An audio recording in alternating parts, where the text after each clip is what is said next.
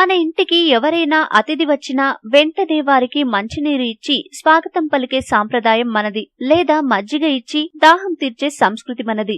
ఏమీ చదువుకోని మన పెద్దలు ఎంతో మంచి అలవాట్లను మనకు నేర్పారు. మనం ఈ రోజు బాగా చదువుకుని ఏం నేర్పుతున్నాం, ఏం చేస్తున్నామంటే ఇంటికొచ్చిన అతిథులకు, మన పిల్లలకు కూల్ డ్రింక్స్ పేరు చెప్పి చల్లటి విష పదార్థాన్ని ఇస్తున్నాం. కూల్ డ్రింక్ సీసాలను పెద్ద మొత్తంలో తెచ్చుకుని ఇంట్లో ఫ్రిడ్జ్ లో నిల్వ ఉంచి ఆనందంగా తాగుతున్నాం. ఏదన్నా ఒకటి డబ్బు పెట్టుకొని తిన్నామన్నా తాగామన్నా దాని ద్వారా మనకు రుచితో ఆనందంతో పాటు కొద్దిగా ఆరోగ్యం లభిస్తే పర్వాలేదనుకోవచ్చు. ఒక పదార్థంలో ఆమ్లగుణం ఉన్నదా, క్షారగుణం ఉన్నదా, ఏది ఎంత ఉంది అని తెలుసుకోవడానికి pH మీటరు సహకరిస్తుంది. pH అనేది 7 కంటే ఎక్కువగా ఉంటే క్షారగుణమని, 7 కంటే తక్కువ ఉంటే ఆమ్లగుణమని తెలుస్తుంది. ఏ పదార్థంలోనన్నా ఆ pH మీటర్ను ముంచితే ఆ పదార్థం ఏ స్థితిలో ఉన్నది అందులో నుంచి వచ్చే అంకెను బట్టి తెలిసిపోతుంది. కూల్ డ్రింక్ ను గ్లాస్ లో పోసి ఆ మీటర్ ముంచితే వాటి బండారం బయటపడుతుంది. ఇప్పుడు మనకు మార్కెట్ లో అందుబాటులో ఉన్న 10 రకాల కూల్ డ్రింక్లను పరీక్షిస్తే వాటి pH అనేది 1.1 నుంచి 2.0 మధ్యలోనే అన్నింటికీ ఉంటుంది. తీయగా ఉండే వాటిలో, పుల్లగా ఉండే వాటిలో కూడా అంత యాసిడ్ ఉన్నట్లుగా తెలుస్తుంది. మనం లెట్రిన్స్ ను శుభ్రం చేసే యాసిడ్ సీసాలను చూసి ఉంటారు. ఆ యాసిడ్ యొక్క pH చూస్తే 1.5 నుండి 2.0 మధ్యలో ఉంటుంది. అంటే యాసిడ్ యొక్క pH చూస్తే 1.5 నుంచి 2.0 మధ్యలో ఉంటుంది. అంటే ఆ యాసిడ్ అంత ఘాటుగా ఉంటుంది. కాబట్టే ఎండిపోయిన మలంపై పోస్తే శుభ్రంగా తినేస్తుంది. మనం తాగే కూల్ డ్రింక్ సీసాలు కూడా లెట్రిన్ క్లీన్ చేసే యాసిడ్ తో సమానంగా ఆమ్లగుణాన్ని కలిగి ఉన్నాయి. మీరు ఒకసారి లెట్రిన్ బాగా మరకలు పడి ఎండిపోయినప్పుడు దానిపై యాసిడ్ పోయకుండా కూల్ డ్రింక్ పోసి 5 నిమిషాలు ఆగి శుభ్రం చేయండి. చక్కగా యాసిడ్ లాగా పనిచేసి ఆ ప్లేస్ ను శుభ్రం చేస్తుంది. టాయిలెట్ క్లీనర్స్ తో సమానమైన కూల్ డ్రింక్స్ ను మనం తాగవచ్చా, మన పిల్లల చేత తాగించవచ్చా?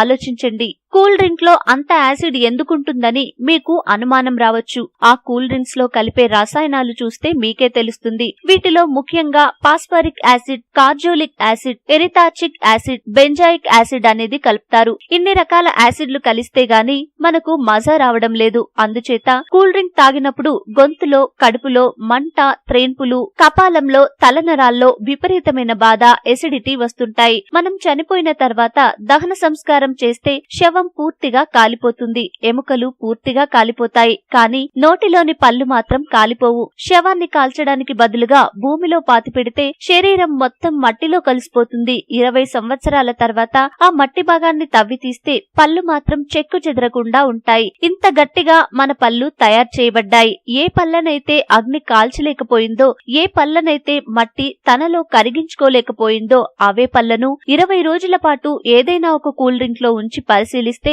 అవి పూర్తిగా కరిగిపోతున్నాయి. ఆ పళ్ళు రంగు మారి నొక్కితే పిండిగా అయిపోతున్నాయి. ఒక కూల్ డ్రింక్ లో ఒక పన్ను వేసి 8వ రోజు చూసేసరికి ఆ పన్ను పూర్తిగా కరిగిపోయి మాయమైంది. ఇది స్వయంగా పరిశీలించిన విషయం. మనం పుట్టిన దగ్గర నుంచి చనిపోయేలోపు 50 టన్నుల ఆహారాన్నైనా ఈ పళ్లతో నములుతాం. అన్ని టన్నుల ఆహారాన్ని నమిలినా అరగని పళ్ళు మాత్రం ఒక కూల్ డ్రింక్ నెల తిరగకుండా కరిగించేస్తున్నదంటే అవి తాగే డ్రింకులా లేక విష పదార్థాలే. కాకపోతే ఎక్కువగా నీటి శాతం ఉండబట్టి మెల్లగా చంపే విషంలా పనిచేస్తాయి. అలాంటి గట్టి పళ్ళనే నాశనం చేసే డ్రింక్స్ కి మన లోపలి పేగులు, నరాలు, కణాలు ఒక లెక్క ఏమిటి?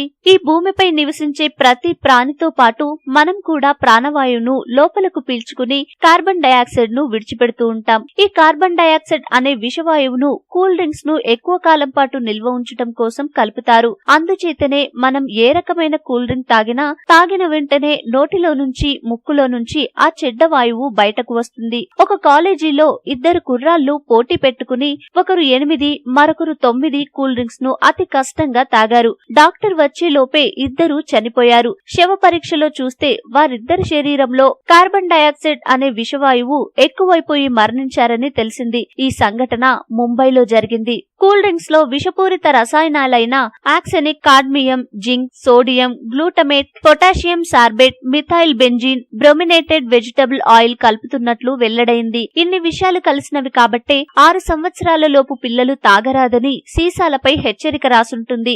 మన దేశంలో ఇలా రాయడం లేదు.